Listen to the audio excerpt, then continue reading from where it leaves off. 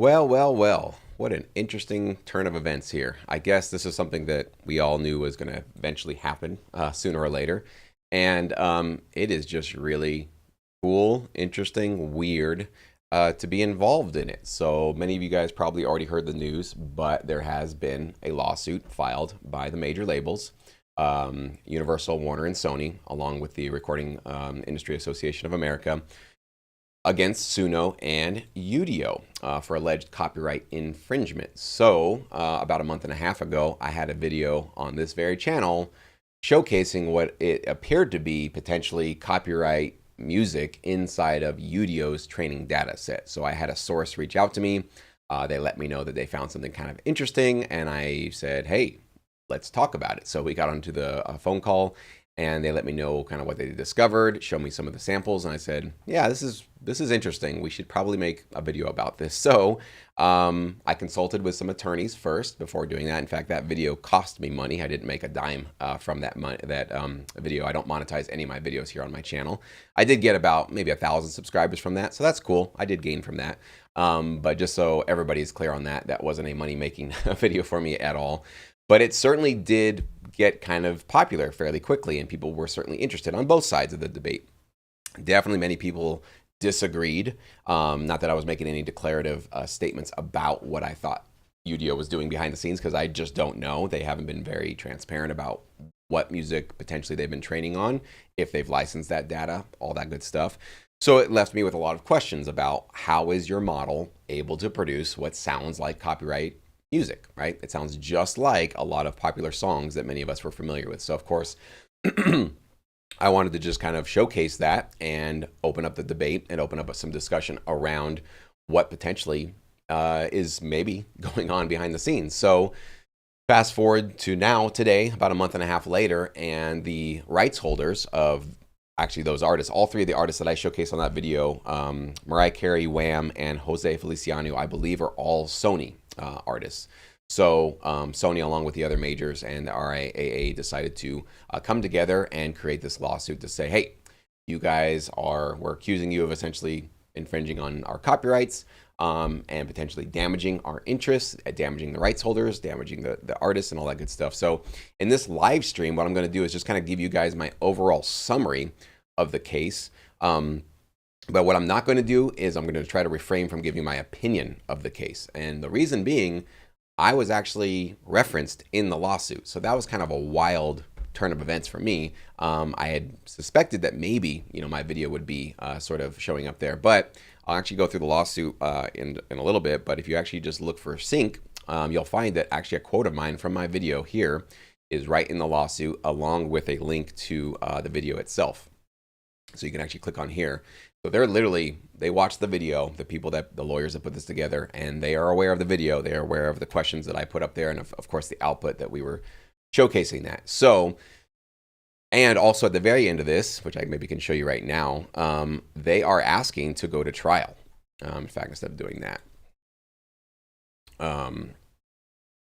if I can get to. So right there, it says plaintiffs demand a trial by jury on all claims for which trial by jury is proper. Okay. So does that mean they're going to get it? I don't know. I have no idea how these things are going to play out, but there is certainly a chance this could go to trial. And if it does go to trial, I am potentially somebody that they could call upon to be a witness in this, or at least to come give some testimony in one way or another. So I think it's wise for me to not give my personal opinion about this case publicly for, fear that it might color if it's testimony or if it's something that I do involved with this case later on. I definitely don't want to jeopardize any of that. So, but I have no problem giving you guys my overall, summary of the case. In fact, I'll do most of that through this article, through Billboard, from what they're talking about, and I give you my sort of key takeaways, the key points that I got from reading this and figuring out. And before we get into this, the one thing I want to also say, just personally, I feel very relieved that there's definitely some legal action happening, because it's just, for me, it's mostly the uncertainty of where we're at in time with this technology of not knowing. Is it fair use for a for-profit model to train off of copyright music and then go release a for-profit business model on top of that without getting consent, without getting licenses? Is that cool? Is that fair game? The fair use question, right? I don't know if this is going to be a case that helps solve that. I think it'll be a step towards solving that, at least providing some clarity. Whether or not it gets settled, whether or not it goes to trial, or gets dismissed, or whatever happens, we have no idea. I do find some relief, a lot of relief in knowing that there are some steps being taken to try to help get some clarity for us. Because a big thing of this is like for me, it's the uncertainty of where are we in this, right? I know that the argument for fair use is that no, human beings do the same thing that AI models are doing, so they shouldn't have to go get permission from any artist or any music that they go train off of. Same thing with AIs; they're just training off of music, just the same way we are. So they're not damaging anybody, they're not hurting anybody. They're just getting inspired and learning from music in the same way that human beings are. We do not need to get into the weeds of that. You guys probably know my point of view on that. I do obviously believe that there are massive differences between a human being and an AI generative model, an algorithmic model. Even though there are similarities for sure for how they are learning and discovering how to make new music. Obviously, human beings have some limitations. Like just because I heard the Beatles when I was 7 years old, I can't then go make something that sounds like the Beatles. I got to go learn how to play guitar, and then I got to learn how to make music with a DAW, and I have to get musically trained and pay for lessons and get equipment. So a lot of barriers to entry for human beings that an AI model doesn't have. We obviously have feelings and emotions. We also have preferences for what we like and what we don't like. We have cultural implications for how we create music. We have social and status reasons for why we create music. And of course, AI generative models, just the scale at how they're not like listening to music and getting inspired by it. They're analyzing waveforms, right? They're analyzing audio waveforms. And of course, the scale of their output where they can replicate themselves infinitely, potentially, virtually, create as much music as they want to all day long, every day, right? And we do need to be mindful of the fact that these I think are two different things, two different technologies, if you want to call that, the human brain and an AI model, right? And so I do think my point of view on all of it is to just be very mindful of how we proceed forward with just applying abstract principles of copyright law or fair use to a machine, which the laws were never intended to protect machines. They were always meant and written and created for human creativity. In fact, that's one of the sort of linchpins, I believe, or one of the biggest arguments that the labels are putting into their lawsuit here. So that's setting that aside. I also want to, just before we get into this, say, there's definitely some despair I hear out there from time to time of saying, why even bother, Jesse? Like, either the AI companies are just going to get away with whatever they want to, or the labels are just going to get away with whatever they want to, right? There's this kind of like, we're just the little peons and we're not important and we don't make a difference. And what are you going to do? Make a video, make a bunch of noise online? How are you making a difference? Well, not to belabor the point too much and toot my own horn, but this is what you can do, right? And this is not me doing this. This is all of us doing this, okay?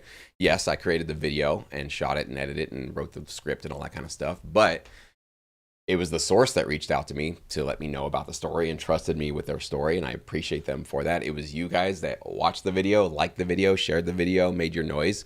And I'm not saying that we have solved the problem and that we have, done anything yet, but this is not nothing, right? This is definitely something. We now have gotten the ear of people that are in the fight, in the arena, starting to try to, fight these fights and try to figure out how we get some clarity around this. So just want to give this as also just a moment of encouragement that, like, you're not too small. I'm not too small. Like, my source is not too small. We are not these small peons that can't do a thing. We are living in the internet age now where we get to steer in even this is a tiny little way, but this is something, right? You can't take away that this is definitely something, right? So I want to give you guys that encouragement that please don't feel like whatever you're feeling is just worthless and you're just small and you have no power.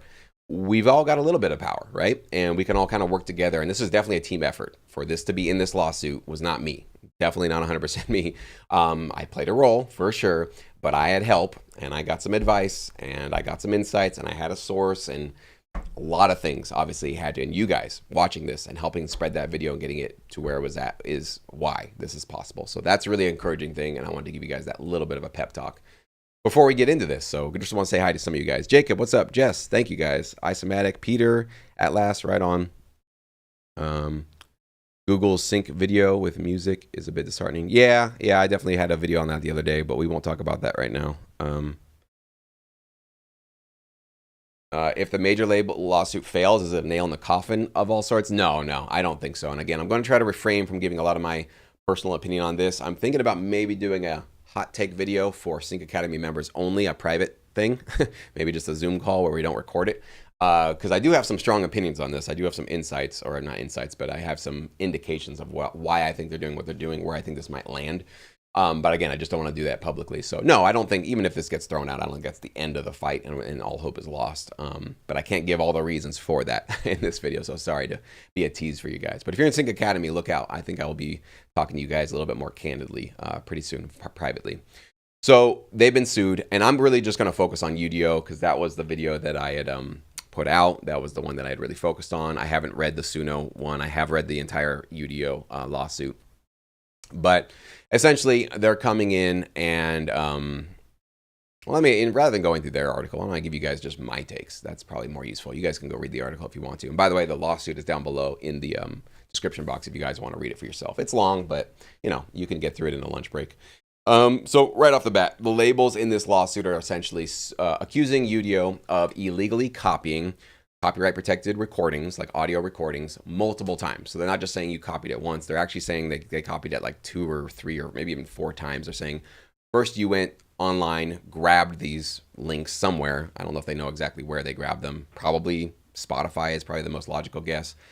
Then you had to go clean up things that you didn't want in those audio files before you trained your model. Then you took those altered copies, put them into your database or into your thing. So it was like 3 or 4 different instances. So they're basically, they're actually walking the lawsuit through, like you did a copy here, you did a copy here. Now, I don't know if they know that's what happened. Maybe that's just their best guess based on their, talking to AI experts or whatever. So I don't know exactly how much they know for sure how that process worked for how do you take music from a publicly available source like Spotify and put it into an AI model. How many copies does that take? Does it matter also? That's another question. Like if you copied it once or 4 times, that actually matter at all? Maybe it does, maybe it doesn't.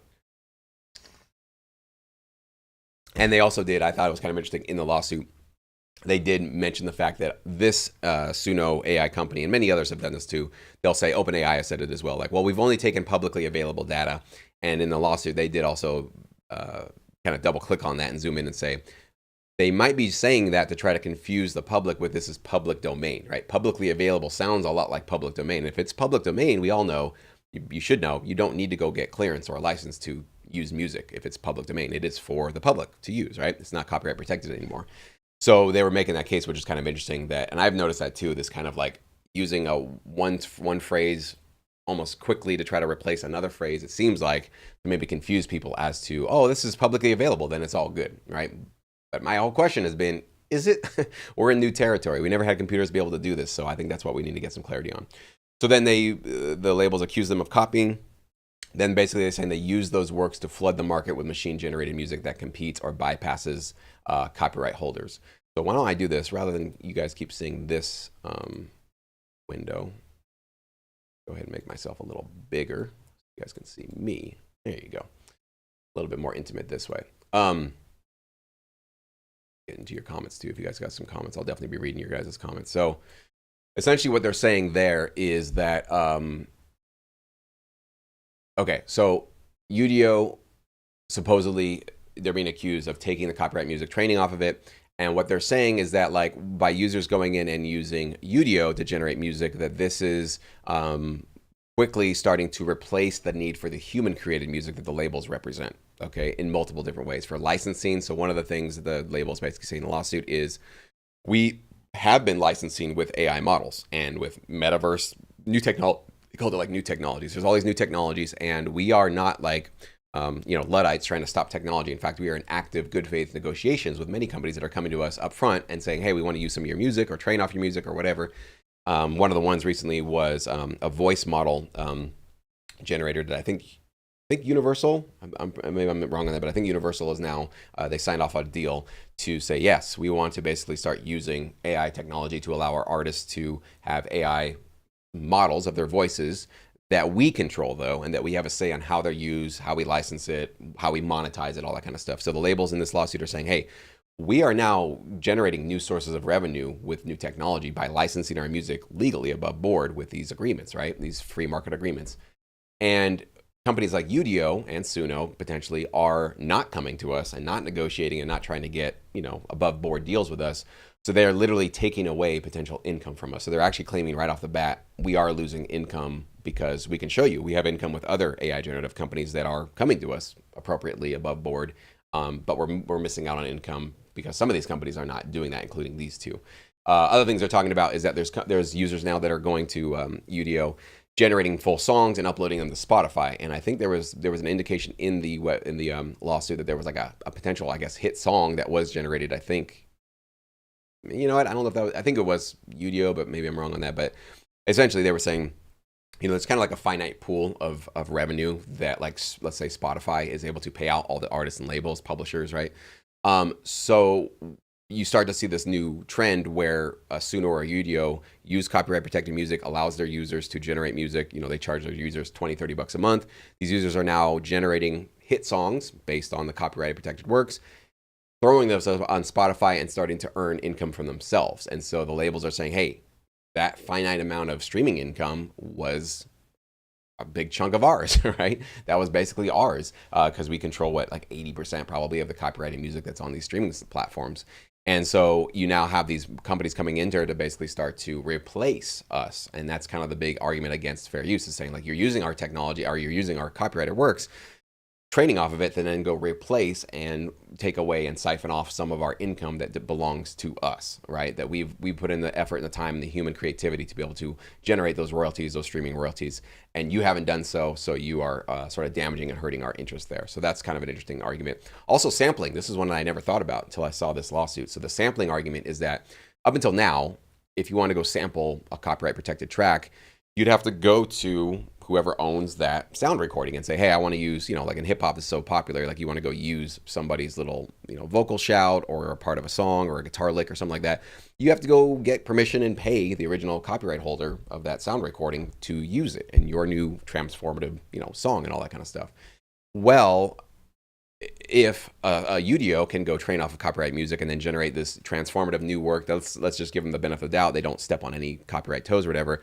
They're now providing this way to sample copyright or sample sound recordings without having to pay anybody, right? You can basically, other than maybe paying Suno or Udio to generate some music, you can now just chop up whatever you generate with them and sample them yourselves, which if you didn't have this technology and they didn't have the copyright protected works, you would have to go pay whoever created the original copyright works. So I know it's kind of a big convoluted argument, but they're kind of saying, like, this is a technology that's definitely bypassing us for our revenue models and our revenue streams that we potentially could be having. So that's kind of an interesting argument they're making. Some of the artists that they include are the Mariah Careys. Of course, that was for sure partly due to my Udio video getting referenced there. The Beach Boys are in there. Michael Jackson's in there, and there's many others as well. ABBA, trying to think of all the others. Michael Bublé. There's a handful of them. It's not every artist ever. It's definitely some of the bigger popular ones that I saw in there. Now they're saying the fair use defense by Udio won't fly because, and this is what I think is really interesting, and this is where I'm going to be having my popcorn bowl filled up to the brim and just can't wait till I hear what the courts say about this or what comes of this. But they're saying fair use law, the doctrine that was enacted in 1976, is applying to protect human creativity and expression, not, and this is the quote from the lawsuit, not imitative machine-generated music. This has exactly been my point from the very beginning, but I think they just really codified it and made it much more clear, is that even though the similarities are there between human beings and an AI machine, learning and training and getting inspired to create new music, are the fair use laws and our copyright law system designed to be an abstract principle that we apply across the board to humans and machines just because it's an abstract principle? Or do we need to think about this a little more in depth to be careful and cautious of the fact that this is such a disruptive new revolutionary technology that we want to embrace it? And they even make a point in this lawsuit that they are making reasonable efforts to embrace this technology and be a part of it. They're not trying to, again, just sue it out of existence or shut it down. But we need to make sure that we are very thoughtful with how we approach this. Do we need to invent and create new laws that are going to account for this new technology? That would be the most usual, normal thing for us to expect, because the fair use laws were not codified or into law like from 1776, from the beginning of the country. That was 1976. This was well into the 200 years into the country. And the reason why that came into being is because of the new technology, television, radios, and all these new mediums where people wanted to refer to copyright protected works, movies and songs and all that kind of stuff. So we needed a new set of rules to be like, well, how can we do this fairly? Now, again, I'm aware that places like YouTube and Google probably are not the best examples of the fact that like you can't usually get away with a lot of fair use of copyright material. We all get that. There's strikes and there's takedowns and all kinds of crazy bad stuff happening. So I'm not saying that it's a perfect system that's been implied or been implemented perfectly, of course. But generally across the board, the reason why we have laws is to protect human beings, me and you, right? They are not there to protect machines. So I think this is kind of an interesting case that they're making, is saying like, yeah, these generative AI companies are saying, oh, hey, fair use. But the labels are saying fair use is only if human beings are using copyright works and training off of that and then creating human expression. But this is imitative machine-generated music. So it's trying to imitate human beings. It's not a human being itself being creative or expression. So that's kind of interesting. And of course, they make this the major concern, one that I share as well, that unlicensed models, potentially like like Udio, could, and this is their quote, displace genuine human artistry that is at the heart of copyright protection. This has definitely been a concern of mine. If we are now in a world where anything you put out online, publicly available, right, which is what every artist and every musician is ever going to do, ever, if that can be scraped and trained on by any for-profit model, and then they can create sort of sound-alikes, but obviously masking your voice, masking your exact style, changing it up enough so it's not completely ripping you off, but you just kind of know that there's just some other cheaper version of you out there that the public can get access to and use instead of your music, if it's going to be licensing or streaming or whatever it's going to be. What does that do to the spirit of human creativity? How does that affect the incentive of human beings and creators and artists that are putting out music? I can definitely see some of the letters that have been put out and some of the sort of noise that a lot of popular artists have been making. They're not exactly fans of this technology, just training off of their music without their permission and consent. So I think it is already making a difference. That's something to consider as well. And as far as like what they're asking for, like what is the sort of ultimate, what's the price to pay for what they're saying they were violated for? They are asking Udio to stop immediately, basically stop training off their music. And I believe part of that is shutting down their website and no longer offering their services as soon as possible. I don't know how soon that could happen. As well as up to, okay, they're not saying they demand this, but they're saying up to $150,000 per infringement. So in the lawsuit, there was an Exhibit A attached. There's 662 songs listed. So that's, you calculate that. My calculations, maybe I'm wrong, but it sounds like it's just under $100 million. Now that's up to, okay? So obviously in lawsuits, usually you ask for the maximum amount. It's a negotiating tactic, because I doubt that if this goes through, $100 million is probably where it's going to land. Again, I'm not a legal expert, not a lawyer, couldn't really tell you exactly where it's going to go. But it's certainly interesting. And it's certainly a time for us to finally get some, I feel, and I hope, some clarity on what do we do with this technology, where are we going to go with it all. So what I can do at this point is maybe now take my filter back to my little section there. I can get that. How did I do that? Oh, that's why. Okay, huge Jesse there, sorry. All right, there I am. You see my messy desktop in the background too. I apologize. So anyways, again, I'm not going to give my personal opinion on this, strengths and weaknesses of it or any of that kind of stuff. I'm going to do that privately in Sync Academy. But, this is definitely blowing up all over the internet right now. I see a lot of people with opinions on it, a lot of people, for it, people going against it. One thing that's just always so funny to me is the people that are like, they're not going to win this, or, oh yeah, this is going to put Udio out of business. They're done.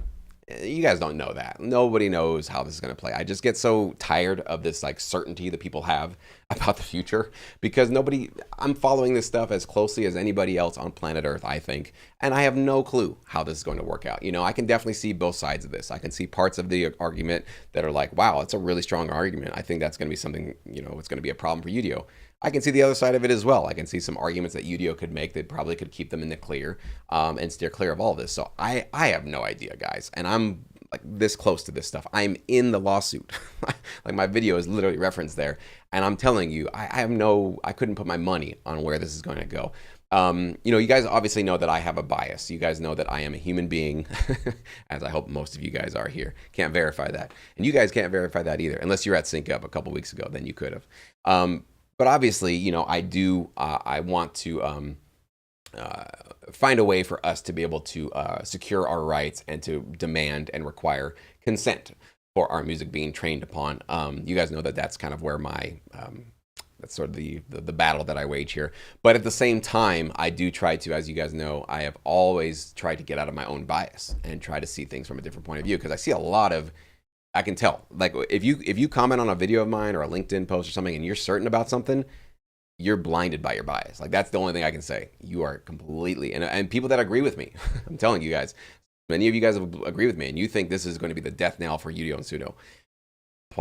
Pump the brakes on that a little bit, okay? You don't really know that. We really don't know where this is going to go. I'm just trying to hold on to the sort of positive encouragement that action is happening. People are taking some steps to kind of get some clarity around this. It's an unfortunate part of business, but it is a part of business that you have to sometimes sue to get some clarity on, like, hey, it seems like you're violating the rules here. We don't really know. That's been my point from day one. And I'm in that Udio video, I've said that multiple times. It's not clear whether or not this is copyright infringement or not. Obviously, it feels like it to me, like it seems like it to me, but we haven't got an official ruling yet on where this is going to go. And so this is definitely one of those really important steps to help us march forward to get some clarity on whether or not, AI generative companies can do this. What's interesting about this article is Ed Newton Rex. How many of you guys watched the interview I had with Ed on this very channel? Literally maybe a month before I put out that Udio video.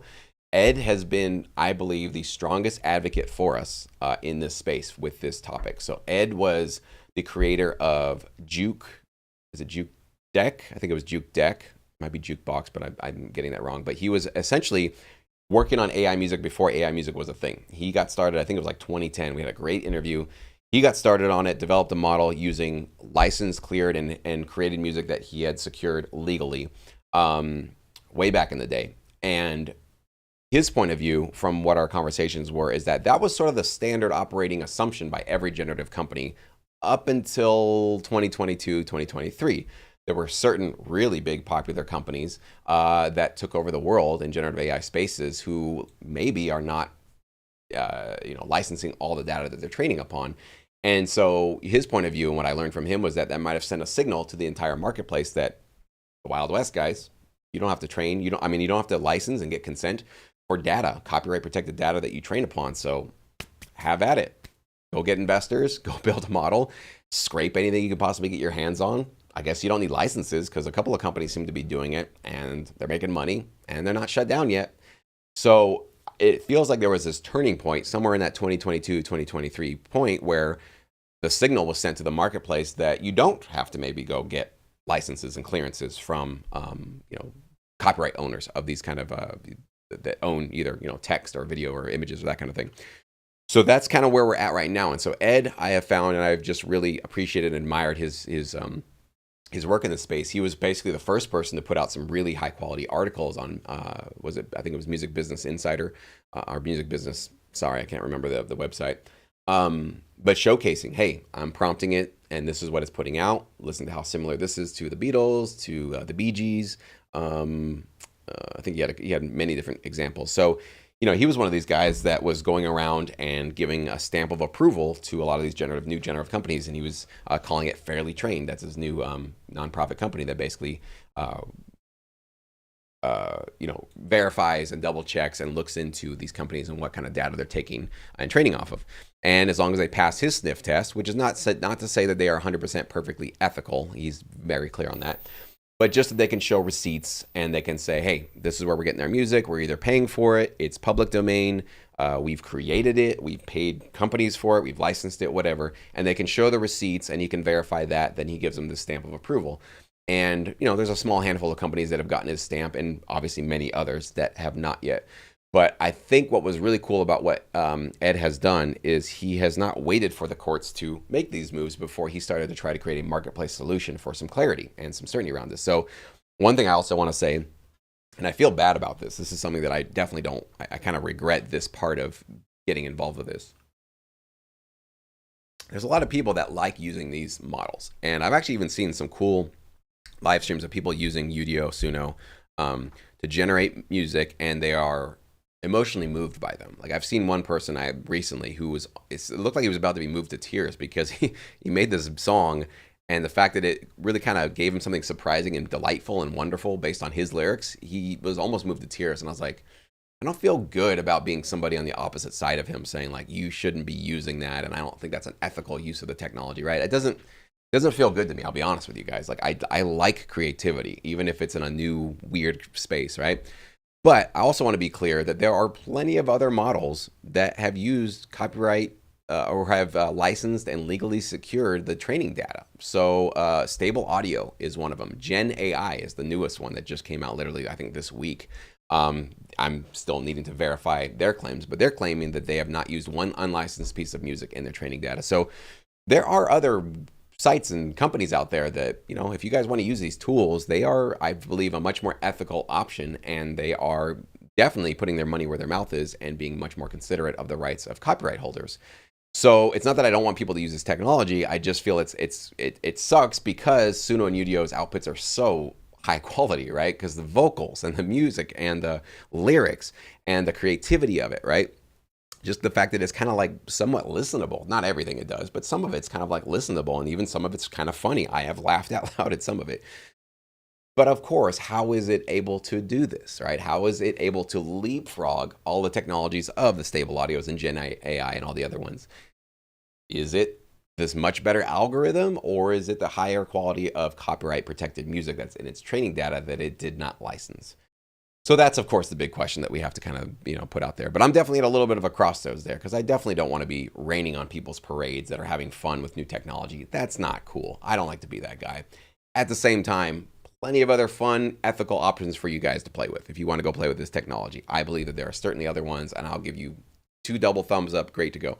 I also think somebody was saying like, well, if you have an AI company that pays you once to train off your music, and then they just completely do whatever they want and essentially start replacing you, how are you in favor of that? Well, I'm not a fan of that. I don't think that's a great solution. And I do, I had a lot of concerns. I still do, of course, about how Pond 5 allowed their entire music catalog to be trained off of by a generative AI model without first informing all of their composers and producers and not giving them an option to take their music off the website.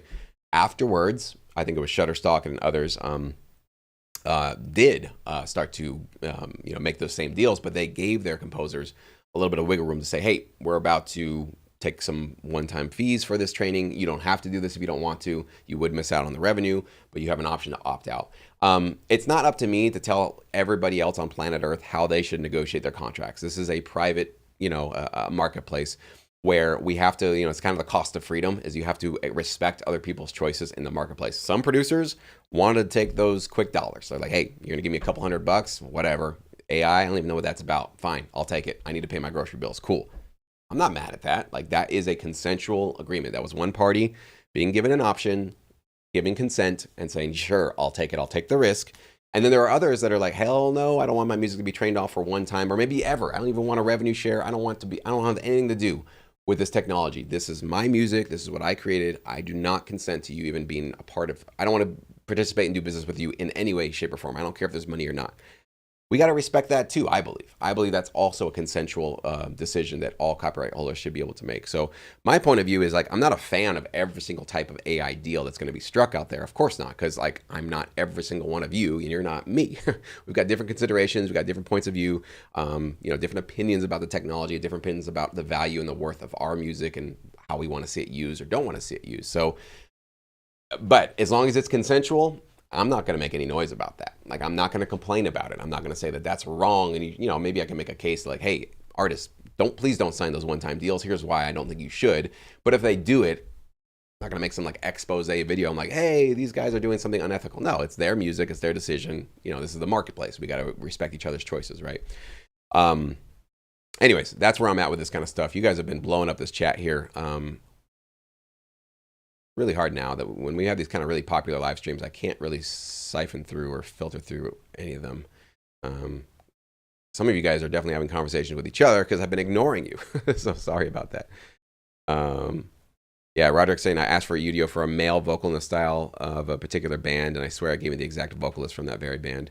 Yeah, that's kind of been something a lot of people have noticed. And I've gotten a few more emails from many of you guys that are like sharing with me some of your outputs, and I do appreciate that. I don't want to keep. I feel like now that the lawsuit's been filed, I don't know if I need to keep making those kind of videos. I actually had another video planned for Suno. That was kind of one that. See if I can find that actually. Yeah, right here. I'll show this part to you guys. So I still might use it. I don't know. I don't think I really need to anymore. But I had somebody reach out to me and said that they had found this. It was actually on a Reddit post that somebody had generated something with Suno, and it literally pumped out a Cash Money AP producer tag. If you don't know what a producer tag, it's like that little shout out at the beginning of a song that the producer lets you know. It's like their little tag. Hey, this beat was made by me.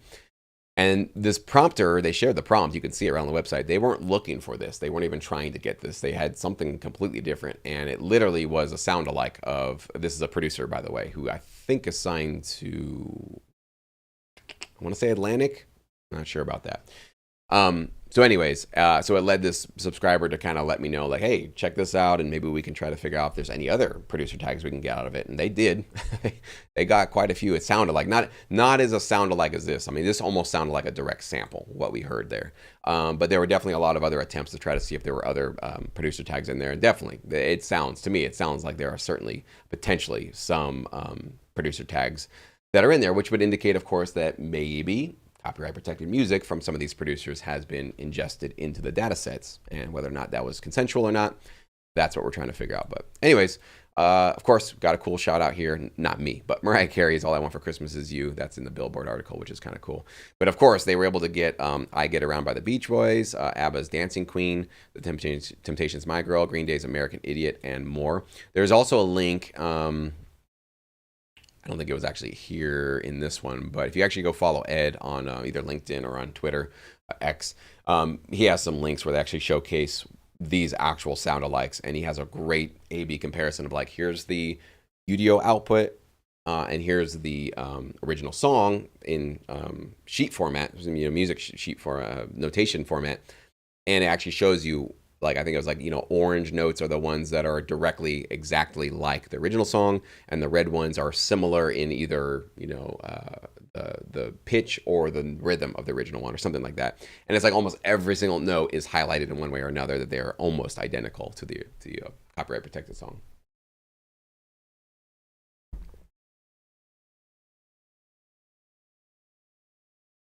So I just want to read some of your JMO, are you really getting pushback too much AI on your channel? I think it's ignorant to dismiss the subject. Every so often, once in a while. I mean, I do ask you guys often, what do you, I don't want to wear you guys out on this. That's kind of my concern. Is it like, I'm here to serve you. I know what my role is here. My role is not to be self-indulgent. I do get self-indulgent from time to time on the channel. But I obviously don't want to just start running into, topics that you guys are like getting bored of, and you're like, okay, we got it, let's move on, kind of a thing. So yeah, this is not going to be something that I cover every single day. In fact, all the videos I have coming out tomorrow and next week are all back to just primarily sync licensing stuff. But of course, this is a huge thing, guys.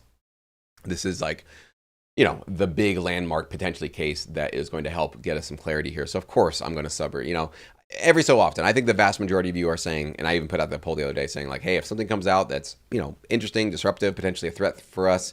And I made that post because I just read the Google audio to video release. If you guys didn't check out that video, I didn't get many views on that video, but I made that commitment to you guys that, yeah, if there's something that's interesting, important, potentially could be disruptive to us, I feel that's definitely part of my responsibility to, just let you know, this is what's happening. This is out there now. This is a new thing.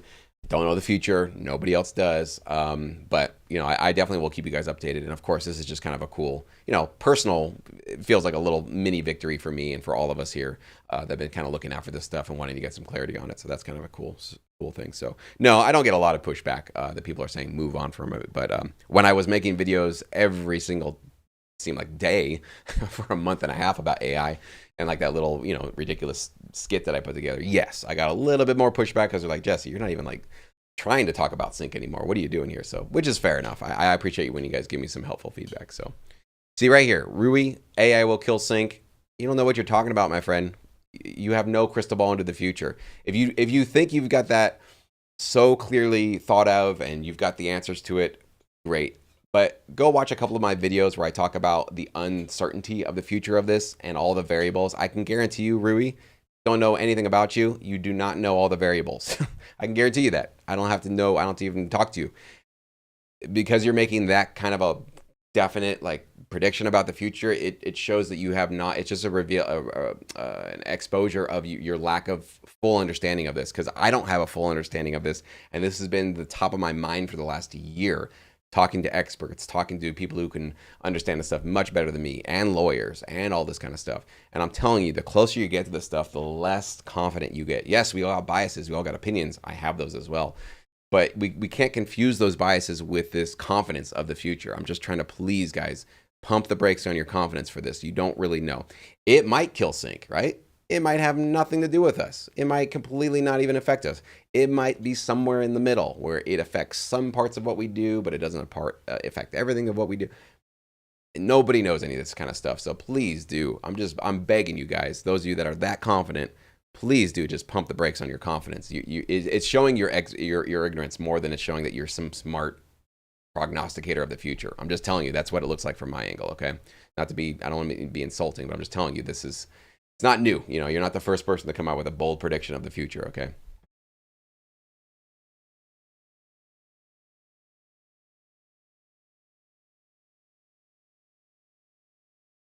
At last, this is one of those things where I think human greed is working in our favor this time. Eh, I don't know. I mean, maybe. Well, one thing too, I want to say is that we are definitely living in the future, or sorry, not the future. We are living in this kind of uncertain Wild West moment, right? Everybody feels that we're not really sure, where is it going to land and what does this mean for us, all that kind of stuff, right?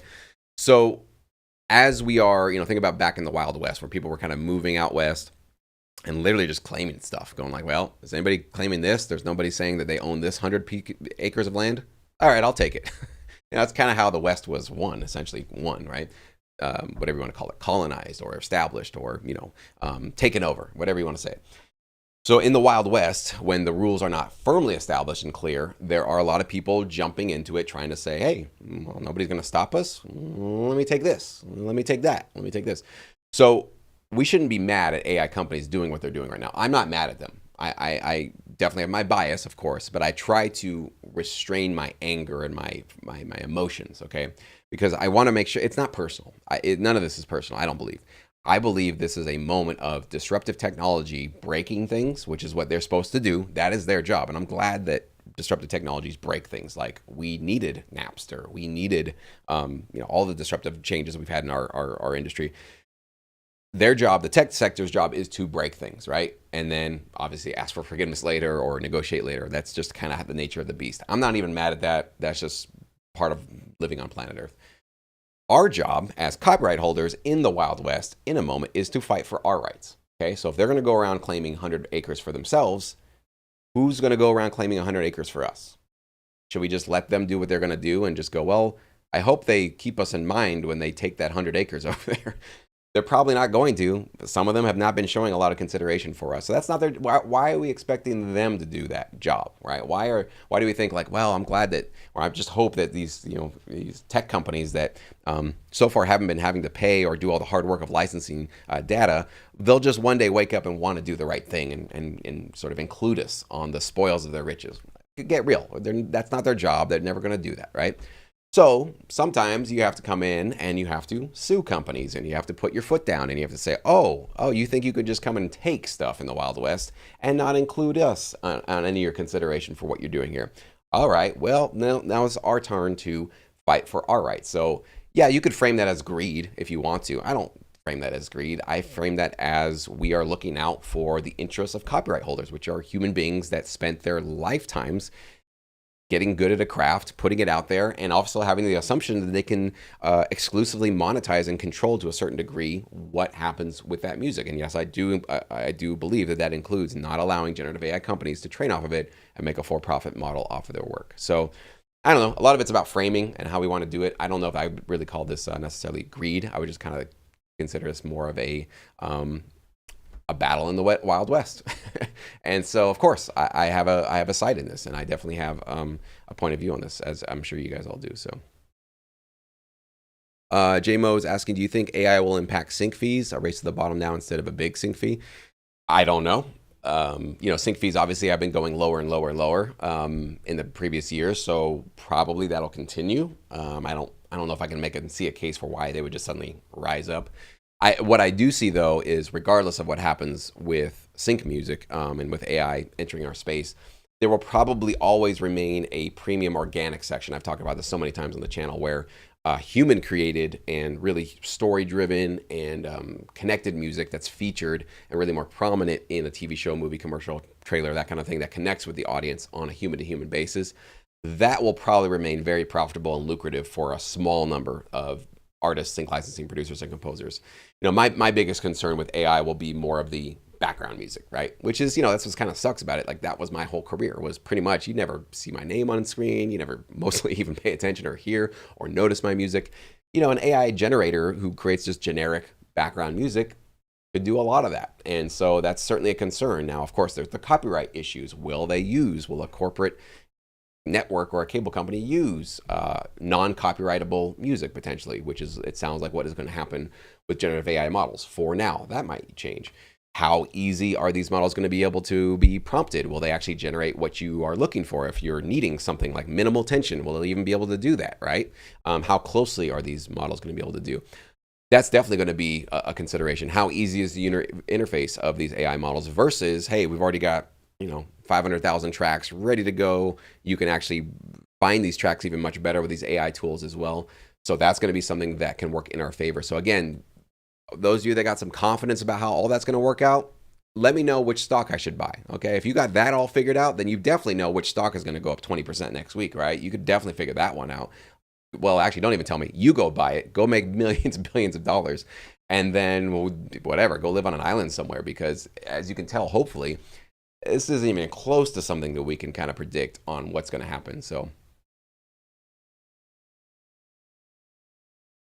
and Jess is saying, haven't I already covered everything about sync? Yeah, you think I have, but recently, I think as a result of Sync Up, as our in-person event, I actually refilled my cup, and I really feel a lot more invigorated and excited about this industry. And I don't think I've covered everything. We've got some cool new things coming up for you guys. So yes, sometimes I do feel that way, Jess. You're absolutely right.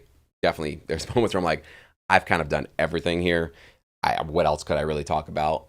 So this AI stuff for sure was a bit of a breath of fresh air.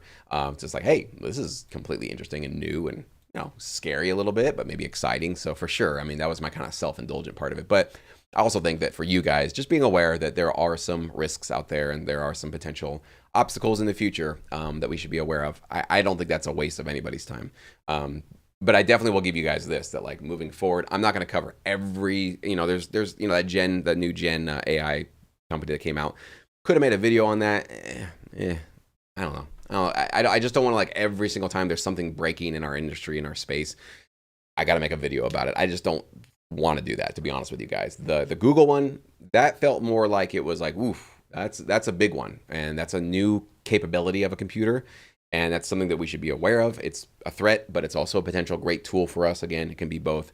So big things like that, I will keep you guys updated on. But the minutia or the time, all of them. I mean, obviously, if you follow the space, guys, it's like every morning. If you subscribe to, like, I have Google alerts. I have some, newsletters I'm subscribed to, just kind of keeping you updated on generally what's happening in AI. I mean, I would never stop making videos about AI if I wanted to, but I don't. I really do want to focus, obviously, mostly on sync. Yeah, Atlas Music, I'm hoping for a future where we are paid for our services from AI companies. At least some crypto startups are starting to do that with our data. Yeah, and that's been my sort of really optimistic, hopeful vision of the future, is to work with these companies. And maybe this is a way we have to do this, right? Suno or Udio maybe didn't come to the rights holders in the beginning to say, hey, we want to work with you guys. So this could be a way for us to, say like, sorry, you didn't do it optionally before, or you didn't do it, consensually before. So now we're going to force you through this lawsuit to potentially negotiate with us. Maybe this is going to be your post facto negotiation, the settlement of the lawsuit, right? That could be one way. And of course, this is going to certainly send a message to the broader industry in terms of if there are any other generative AI companies that are thinking about getting started or are currently training right now.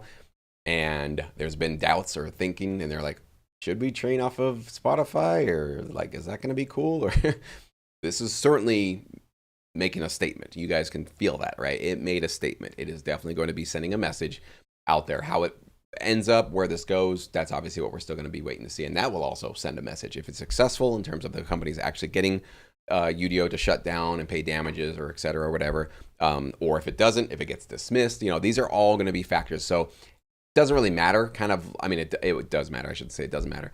But usually it's not like one lawsuit that's going to, because one thing I could see, well, almost violated my own rule there. I was going to give you guys my personal opinion on where I could see it go, but nope. I'm going to tease you again. That's just for Sync Academy members, coming soon. Okay, sorry. But no, we don't know, again, where this is going to go, what's going to be happening. So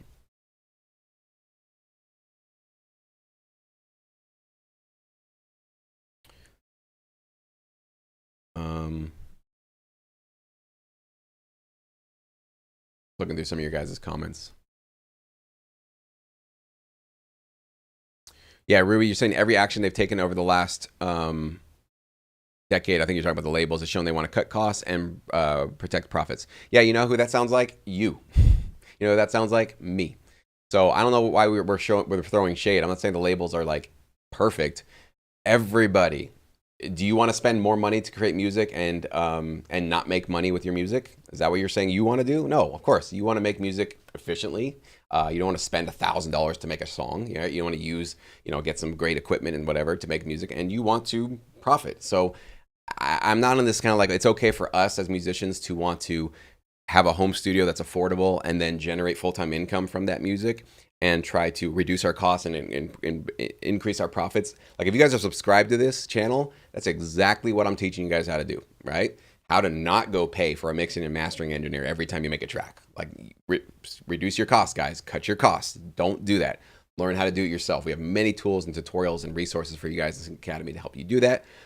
If you want to increase your profits, protect your profits, I hope you do. I certainly do for myself. I have no apologies for that. I sleep like a baby at night wanting to earn as much as I possibly can with my music. That is the whole point of sync licensing, guys. We give you all the resources and sort of the insights to try to help you guys do that. So if you think that's greedy, like these companies shouldn't be able to do that, but we can, come on. That's such an obvious hypocritical stance. You can't start pointing fingers at everybody else, but it's okay for you to do it. It's okay for us musicians to do this, but it's not okay for other companies to do that. I got a lot of that pushback over the BMI thing, where they were like, increasing their take, what was it, like 5 to 10% or something like that. And people are like, oh, just greedy, just completely greedy. How do you know that? Like, what if they are, as a result of taking that extra 5%, expanding the kind of royalties that we can earn? Let's say that you earn more than 5% now moving forward on your quarterly royalties, in exchange for them doing and incentivizing themselves to do a little bit of extra work and get us more royalties and negotiate better blanket deals with other clients. They take that extra 5%. Why is this bad? Like, why is this something that's like greedy? I think we sometimes, I don't know how to describe it other than like a lack of understanding of incentives. So like, and this is definitely why I think I thrived with sync licensing, and why I see some people thriving with this and others don't, is definitely Lyra Long, thank you so much. Everybody, please hit the like button. We got like 60 of you guys watching, and I appreciate that. When you work with a production music library, if you guys are not aware, you will be signing over your publishing rights to them, meaning that they're going to control your publishing. They're going to earn 100% of the publishing. You're going to keep the writer share, granted that you're the only creator of your music. That's how it should be, okay? They might give you a consideration fee, usually with the sync fees. You're going to split that 50-50.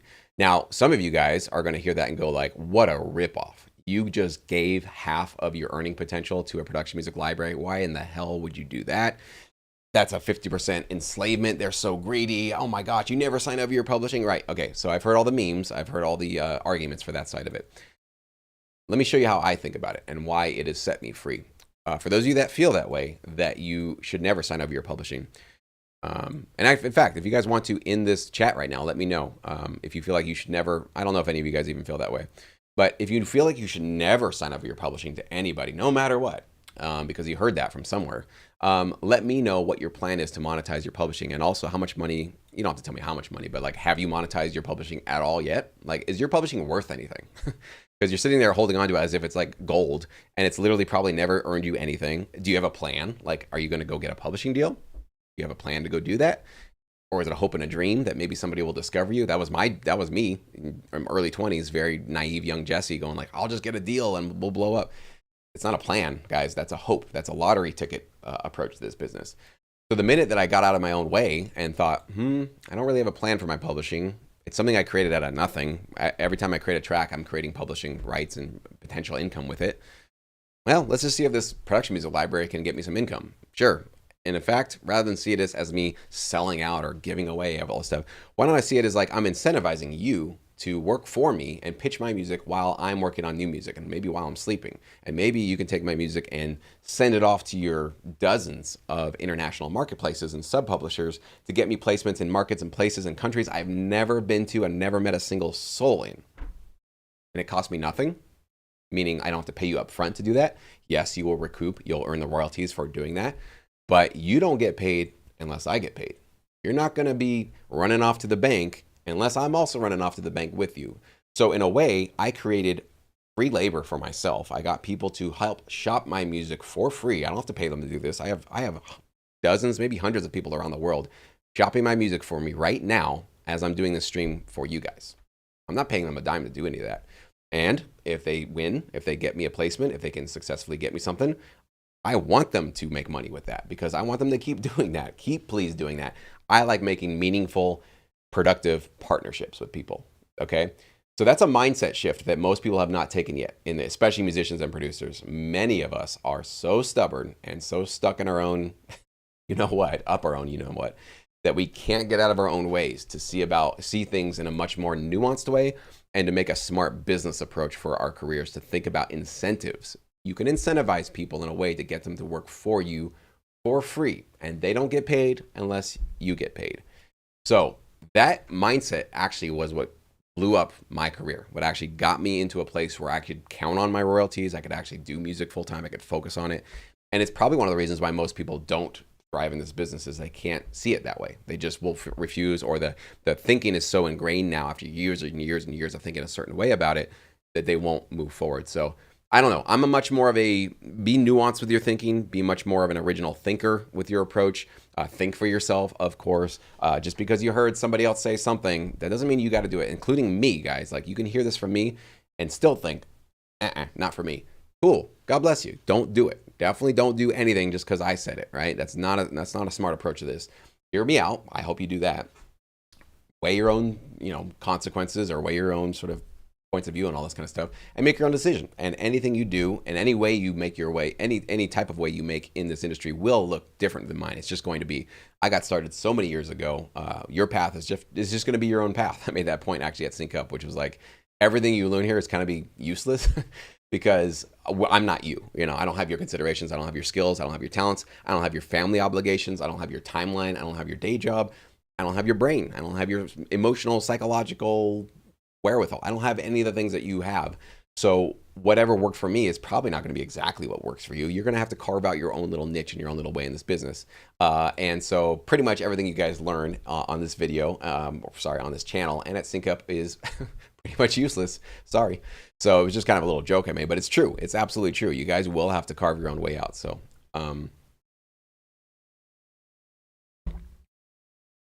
Artful saying, is it possible the outcome that Suno takes their 125 million funding to fight these lawsuits as long as they can while simply training a new model on all the users already generated Suno outputs? Possible. Yeah, definitely possible. I have no idea. I don't know if I were a venture capitalist that just threw out, a couple $1,000,000 at Suno. I'm sure, I have to assume that they were aware of the risks of getting involved with these companies, right? I really just hope that all of them were at least fully aware of that this isn't a shocker, that they're not waking up going, what the hell? We're being sued by, all the majors and the RIAA. I really hope. I have a feeling that they probably were all aware of this, willing to take the risk, willing to see if they could beat this. That would be my guess, but I don't know. It's possible. They might have to use a lot of that to fight this off. Who knows what they're going to do? AI music training off of its own output. If you guys have followed any of that, there's a case to be made that can really make your output extremely terrible. It starts to homogenize and wash out your output. So I don't know if that's going to be something they're going to want to do for sure. But again, everything's possible. That's the kind of point of today's video. I'm not telling you the future. Nobody can. All right.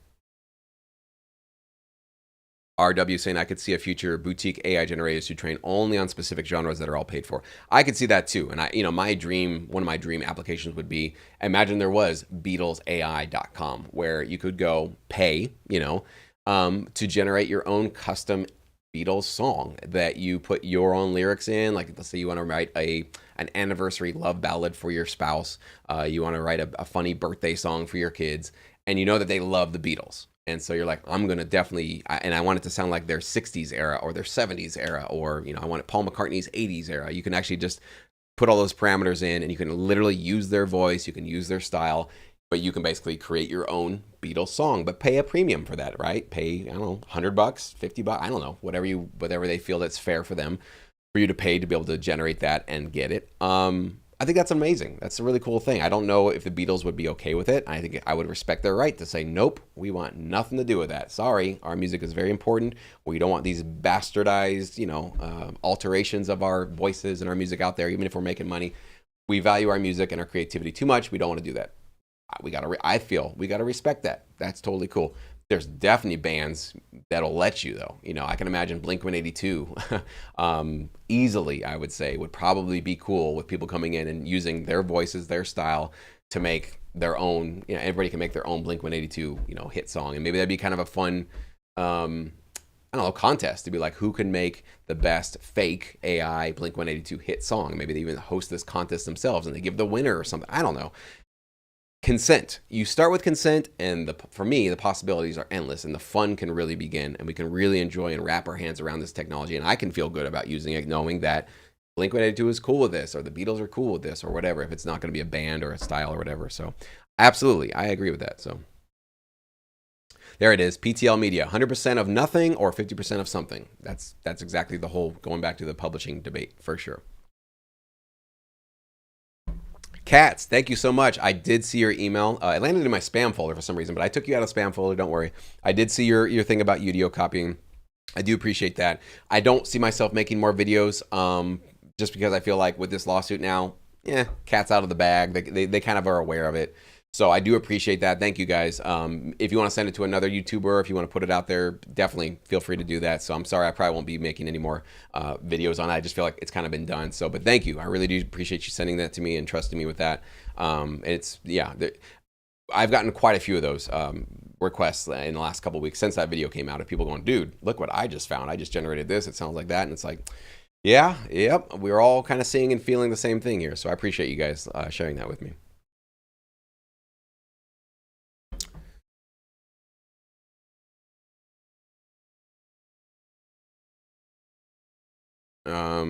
B-Rad saying the Sacramento radio station is holding a jingle contest. Rules say they will own the rights to all non-winning submissions. What?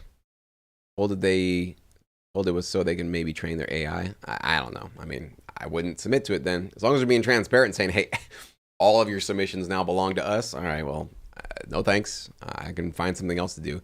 Nobody in sync would ever give that to you to say like, hey, try to submit some jingles or some theme opportunities for us, and anything that we don't like, we're going to just keep ownership of. Like, what the hell is that? I don't know. That seems like maybe that's fake news. I mean, if that's true, boy, that's a bad deal. So JMO's asking, should we focus more on high quality area of sync, such as trailers exclusively?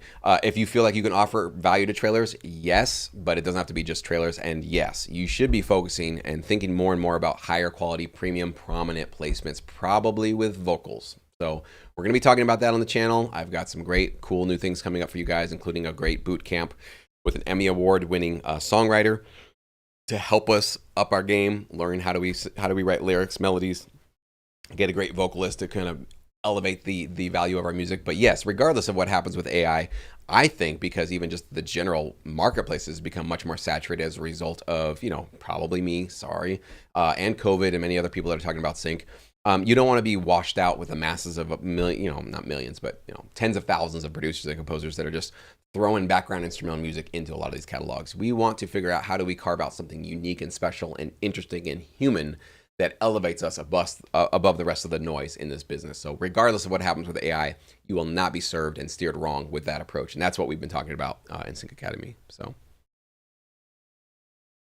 yeah, AI music is here to stay. Nobody is trying to get it to go away. Const 7.1. I hear this as well. It's like, hey, this kind of refute against me, which I'm not saying you're doing that, but if you are thinking that like I'm trying to stop AI or something like that, that ain't me. That's the other guy. I don't know who's trying to stop it. I'm not trying to stop AI. Not my business. I don't want to stop it. I don't think you can stop it. That's not even close to my point of view on this. So I've heard that a lot from people too. It's like, I can be pro. I know it's nuanced. It takes a second, right? We can't just be black or white or red or blue or, in these really easy to define separate camps, either, pro AI or Luddite. Like I get that accusation at me a lot, Luddite. A little bit nuanced, okay?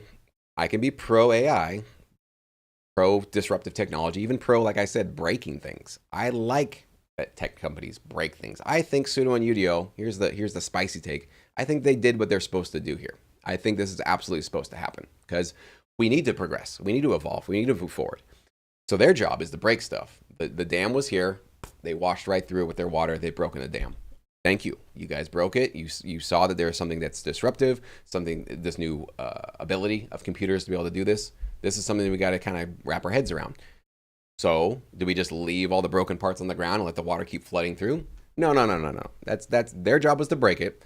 Our job is to come in and like maybe repair and patch up some parts of it that we feel like, okay, you broke this and this, got it. Yep, that's something that we have to kind of wrap our heads around. And I think the labels are doing that. They are actively engaging with licensing deals and negotiations with AI companies. So they're not like with the Napster days, burying their heads in the sand saying we can sue our way out of this problem. They're not doing that this time. I can definitely be confident. I'm very encouraged to see that as well.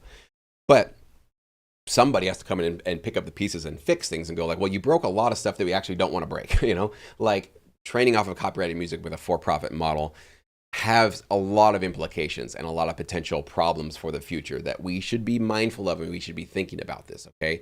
It's just because on the surface it seems like, well, they're training the same way that humans being, so whatever, just have at it.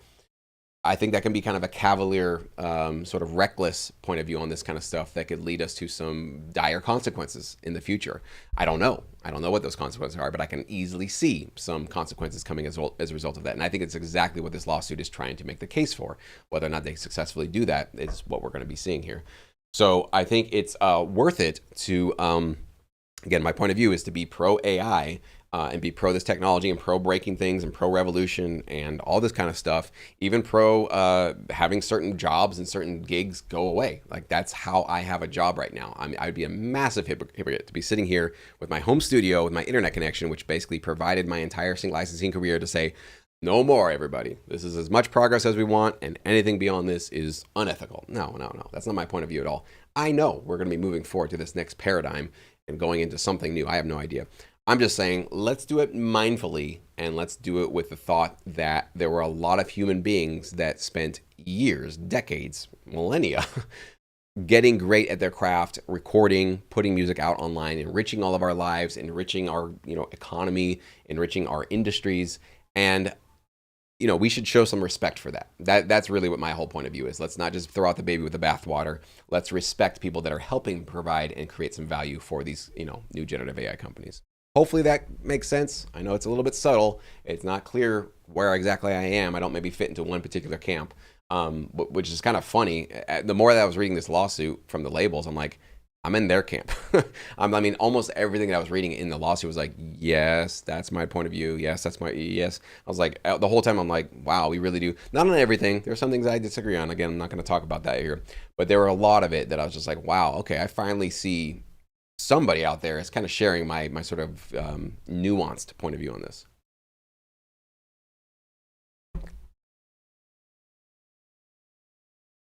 Anthony's saying, why is Suno saying that the labels did not engage with them for negotiations?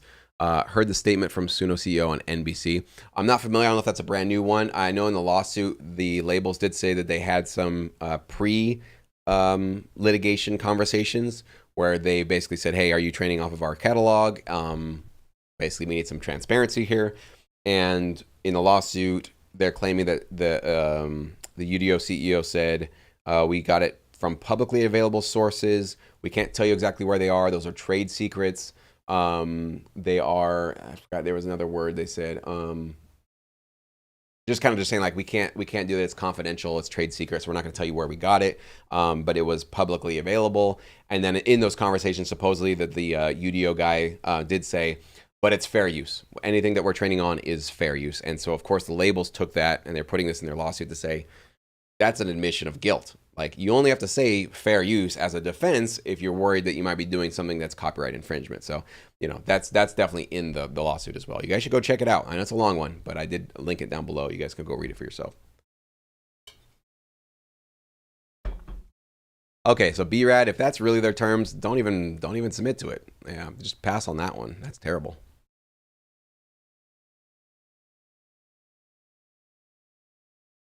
Um,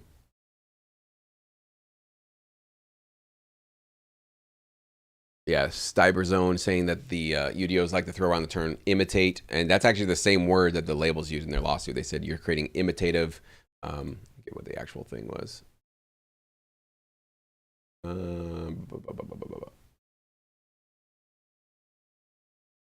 Go. Okay, imitative machine-generated music. That's what they're saying that these models do. So they use the trailers or the sorry the labels are using that as well.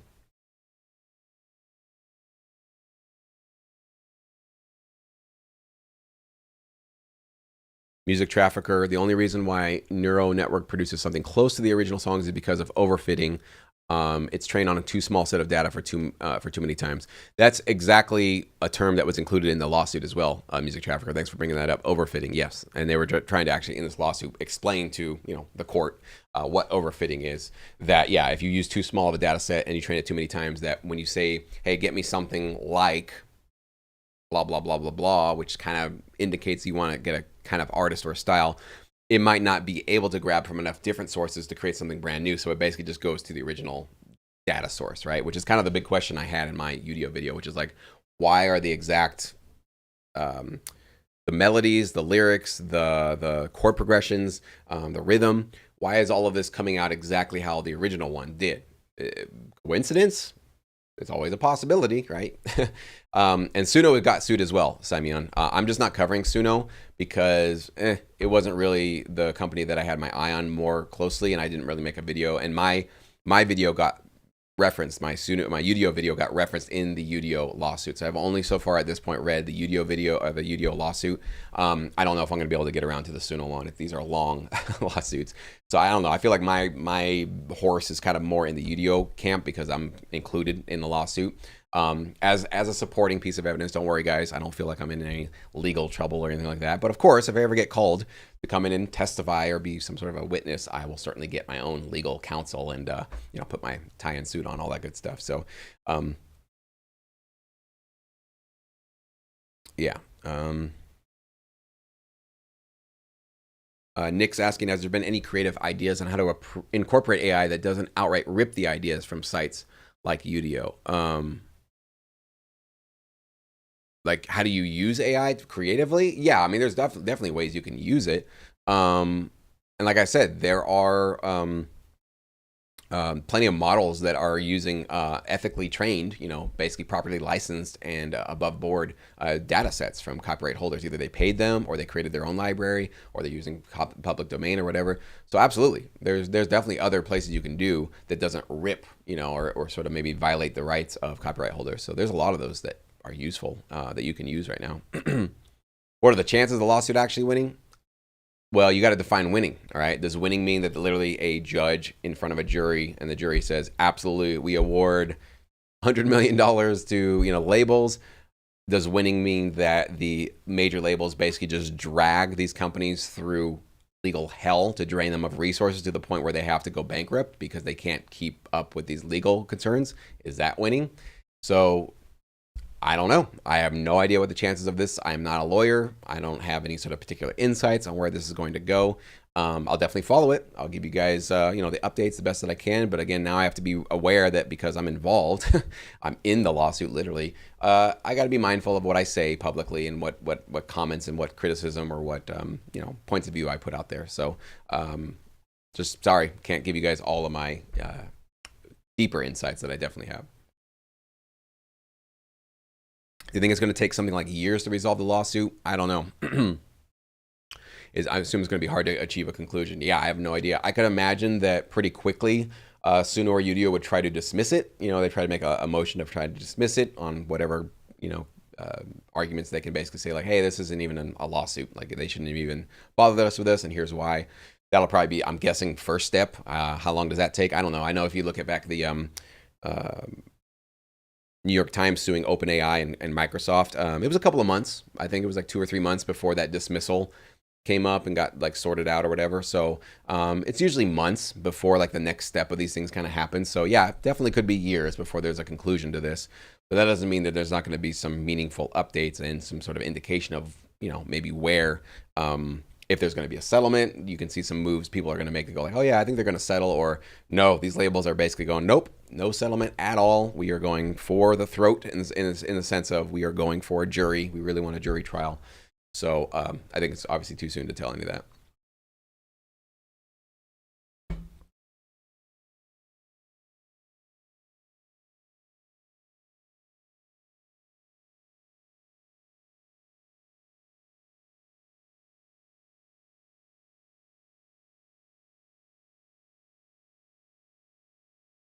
So anyways, guys, thank you guys so much for your comments, for your time. I really appreciate it. And thank you, of course, for, watching that video, liking it, sharing it, all that good stuff, and being a part of this community. That's how this happened. Again, we are not small. We are not insignificant. We can push the dial a little bit. It's a tiny little thing that we can do, but we absolutely can do these kind of things. So I'm just really excited and thankful for you guys and for this community for being here.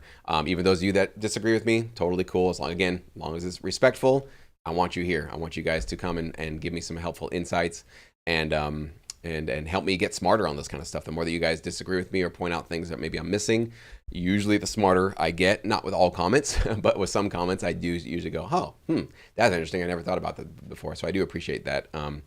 That's a really cool part about being a part of all this. So you guys have a fantastic rest of your day. And again, we'll now, unless there's some huge, amazing new development with this in the next couple of days, we will go back to our regularly scheduled program of sync licensing focused content. So hang tight. We got some cool stuff coming your way. And thank you guys so much for hanging with me today. Have a great rest of your day.